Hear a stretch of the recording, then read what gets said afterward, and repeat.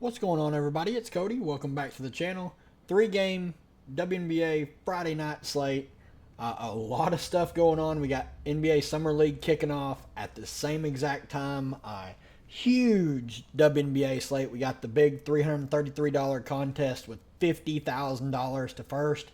I have a ticket for it. I'm trying to win more tonight in the showdown. And then that's not even talking about this big 70K Friday fadeaway, 20K to first in the big contest. Extremely fun slate where we've already got pretty much almost all the news that we're going to get that I would imagine unless something just crazy happens tomorrow. But let's look at my showdown lineup tonight. I did play Kennedy Carter at the captain spot. I told everyone how much I loved her. Just with Benaj Delaney getting ruled out, they just don't have a good defender on the perimeter. New York. So loved Kennedy Carter. Loved Stewie in a matchup. She's struggling to start the game, but obviously can turn it around. Did play Sabrina, who is also struggling to start. John Quill Jones is going crazy. I did play Mabry, and then I loved Phoebich once we got the news that Laney was out. And then I was really high on Sabali once we got the news that she was healthy and she was active and probably going to be available to play. They talked to Sandy Brondello, and she mentioned that she wanted to get her fully healthy before they made her active again. Fully expecting her to play like 6 to 10 minutes. She's a good fantasy point per minute player, so hopefully she plays because I have a ton of her in these sats to try to win some $333 tickets. But Mabry's having a good start to the game. I just hope Chicago can keep this game competitive, and it's on the back of Mabry and Carter. And we'll see where that goes for us. But the odds for these 3-game slate, Phoenix at Indiana, 2.5 point spread, over under 172.5. I kind of like Indiana in this game. They're underdogs at home. I kind of like that coming off the just abysmal loss against Washington. Yeah, they made it close, but they were getting creamed that entire game. Aces at the Dream, 13.5 point spread, over under 166.5. This under has started to pop a little bit. It started at like 169. So that's a little bit concerning. Big spread too, but Aces don't really blow anybody out. All Atlanta needs to do is put the ball in the basket because the Aces will let people score. They just try and race you to 90. And then the late game, Minnesota at Seattle, 4-point spread, over under 153. By far the least desirable game to target, but still a lot of good pieces in that game. So let's kick back over here and start with this first game. Aces at the Dream. On the Aces side, obviously up top, Asia Wilson, 12.9K. If you have the salary, you should absolutely play her. Best player in the WNBA. Best DFS player by a wide margin. She averages something crazy like 1.6 fantasy points per minute. It's just ridiculous. She walks on the floor and gets 50 fantasy points. Like that's just, they just give her 50 fantasy points just for showing up and lacing them up. Jackie Young has played incredibly well of late. I played her yesterday at like 5% ownership, and she popped. 9,500 she's too cheap in my opinion. Kelsey Plum, sub 9K. I have some interest in her as well. You can score on Atlanta pretty much however you want. Plum, pretty score independent though. I will say that. Peripherals are really up and down for her, but the scoring is where you need her to pop if she's going to post a big game to win a tournament. But if she's going to take 20 shots, 13 shots, she can get there. Don't mind her as a tournament play. Chelsea Gray, 7,400. Another one that I don't mind as a tournament play because she played 34 minutes last time out. They have watched her minutes against the lower tier teams and kept her in like the high 20s range. So we'll see if this 34 minutes is like she's fully healthy and that's going to be the normal going forward, or if she was just out there because the game was super close. But she hasn't really had a great game yet this season. She had this one game for 34 fantasy points when she scored 22 real life points. But if she's going to have a good fantasy game, it's going to have to come at the expense of one of the other guards. So keep that in mind. Alicia Clark played big minutes last time out, 28, and then she played the 29 minutes when Kia Stokes was out. Her minutes have seen a slight tick up. Not the best fantasy point per minute player, and the price is pretty pricey. Kia Stokes only played 16 minutes last time out in her first game back. She's fine at 5,600. I just think there's much clearer, better value around her. I don't really have a lot of interest. Like, Bell's not going to play. Colson's not going to play. Gustafson might get one rotation. She's not in play. Martin's minutes went down. I don't really have a lot of interest in her. Tiffany Hayes is fine. She should play mid-teens minutes with the potential to play a little bit more if the game was to blow out. But like I said, they're just better value plays that we're going to talk about later.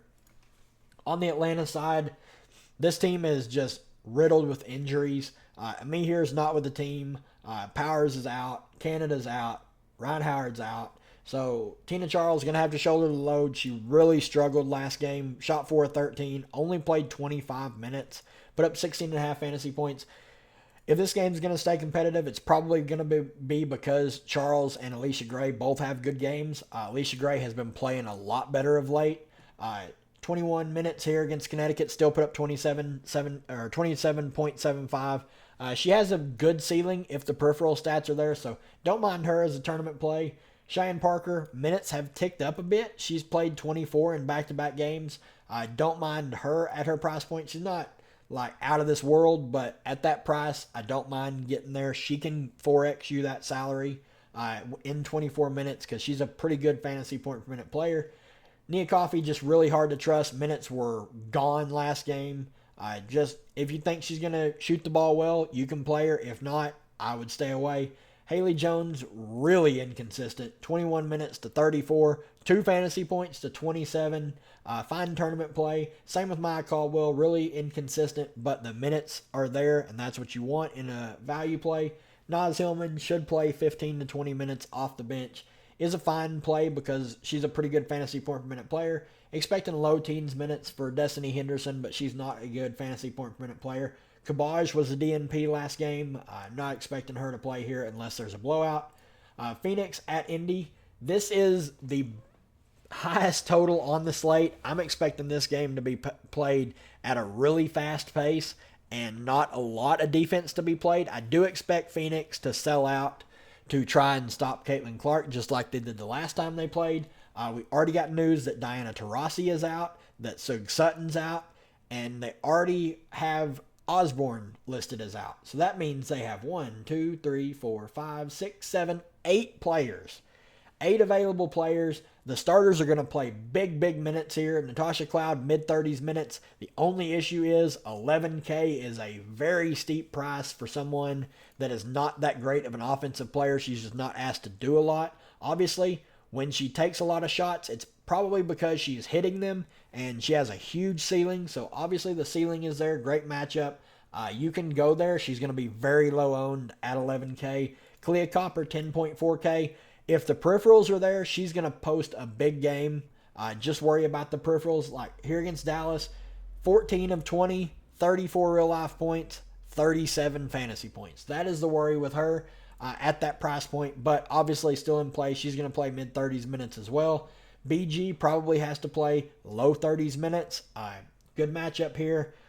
Perfectly fine playing her at 9,700. She can absolutely smash, but she has had some well below par games for her. Rebecca Allen only saw 20 minutes in her return. Would expect that to tick up maybe like to the 26 to 28 range, especially with them being so short-handed.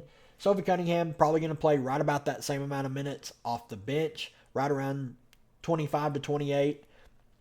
Maybe push for 30. Herbert Harrigan got the start the past 2 games and is playing big minutes. One of the better value plays on the slate. If she's hitting her shots, she has a really nice ceiling. One of the best value plays on the slate by a wide margin. Natasha Mack only going to play the minutes that BG is off the floor, so really hard to recommend her. And then Dixon, she's probably going to get dusted off and play a couple minutes. I don't really have much interest in playing her. They're pretty much just going to run a 6-girl rotation with BG and Matt kind of rotating out. So lots to like here with Phoenix. On the Indiana side, Caitlin Clark, 12.5K, 61 and 72 in her last 2 games. I mean, the Caitlin Clark show might be here. Like, it looks like the game's really slowing down for her. Obviously, there is a few things we need to talk about. She put up 22 of her 29 points in the second half. She just went absolutely nuts. 8 stocks. That is never happening again. 2, 1, 0, 1, 1, 4, 1, 4, 2, 2. At most, you could probably expect like 3 or 4. Assist numbers have been insane of late. I expect that to continue. She's arguably, in my opinion, she is the best facilitator in the WNBA already as a rookie. Rebounds are a bit inconsistent, but she can. She's already shown triple-double upside. My only issue is with the price. To pay off 12.5K, she needs 50 to 4X. She's $400 less than Asia Wilson, who is a walking 50 burger. When she steps on the floor, they're like, cool, here's 50 fantasy points. Whatever you get extra is extra. I don't feel the same way about Caitlin Clark. I obviously know what her ceiling is. She's going to play extremely high minutes, 38 plus, with the potential to play the entire game. If she's shooting the ball well, she can absolutely obliterate this price. We still have yet to see just a great shooting game from her. 50%, that's a good shooting game, but we have yet to see a great one, like a true 40-point shooting game. So we'll see. I have some interest in tournaments especially, but the price tag is going to scare me off in like large field or in like small field or just making one lineup. But it's a scary fade with how she's playing right now. Aaliyah Boston, 9,900, only saw 21 minutes, was in just massive foul trouble from the jump. Obviously, don't expect that to continue. She had a good game out against Phoenix last time out against BG. I was expecting her to struggle, and she played pretty well. Was in foul trouble there as well, so keep that in mind. Nalissa Smith moved to the bench. I imagine she moves back to the starting lineup. Lexi Hull just did not look good in the starting lineup. I don't know why they made that change after their biggest win of the season, but I give up trying to understand what that coaching staff is doing.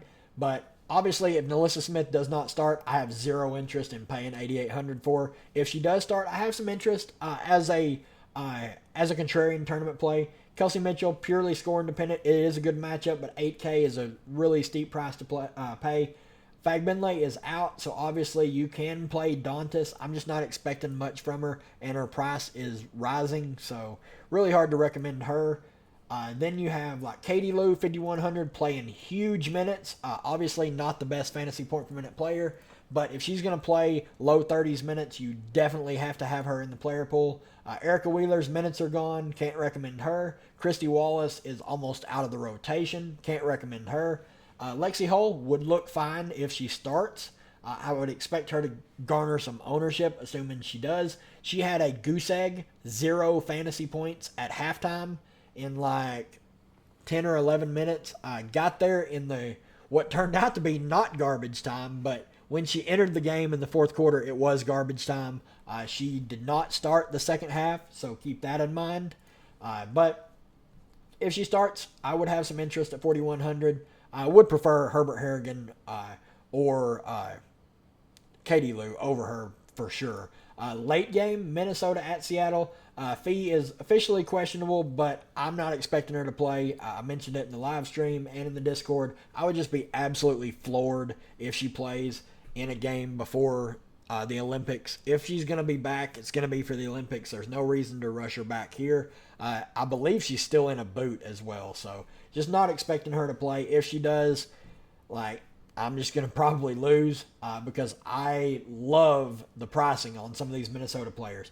Kayla McBride, 8,600. I have some interest in her. Obviously, she's not taking on the extra usage that I thought she might, but their rotation was really weird here against the Sparks. All the starters didn't play big minutes except for Dorka.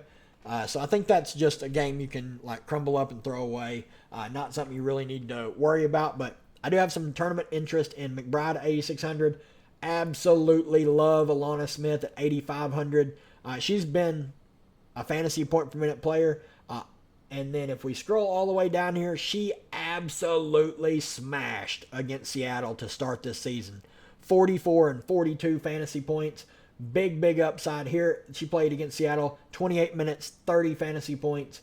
I love the price tag on her. One of my favorite plays on the slate. Another one of my favorite plays is Courtney Williams here at 7,800. let's scroll all the way back here to the start of the season.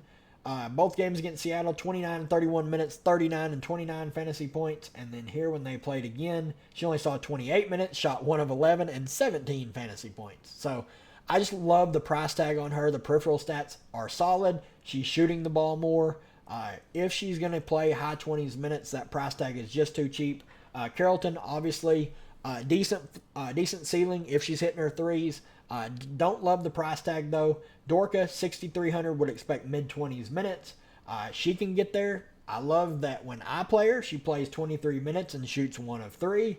But when I don't play her, she plays 32 minutes and shoots 7 of 11. Cost me a GPP. But I'm not tilted. Still not tilted about that. But I do really like Dorka here at 6,300. I think she can get there in this matchup. Zandalasini is another one that I have some interest in. 5,400 is a bit steep, but she's going to play high teens minutes off the bench. Good scorer, can create her own shot, but she is pretty score independent. Heidemann would expect 10 to 12 minutes off the bench, not someone I have a lot of interest in.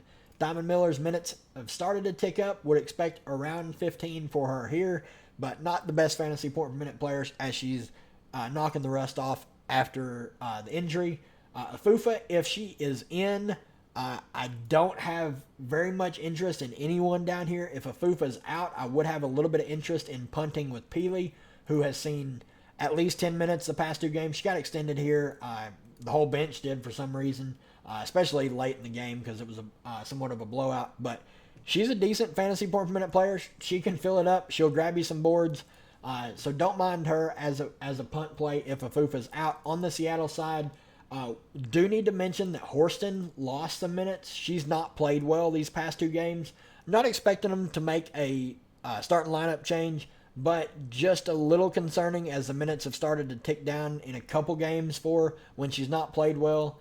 NECA, 10.6K.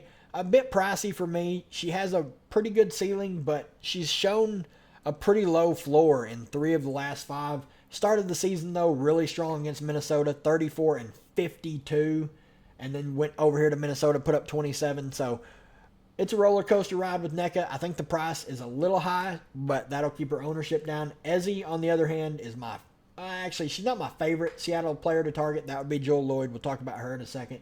She is a close second, though. She started the season against Minnesota, 33, 31, and then 26. Obviously, big ceiling with her stock upside. She can score. She can grab you some boards. I think she's going to go under-owned here. Sorry. Joel Lloyd is my favorite Seattle player to target. She is once again underpriced. I don't know what's going on. I don't know why she's under 10K. She's putting up at least 20 shots in the last 2, playing big minutes.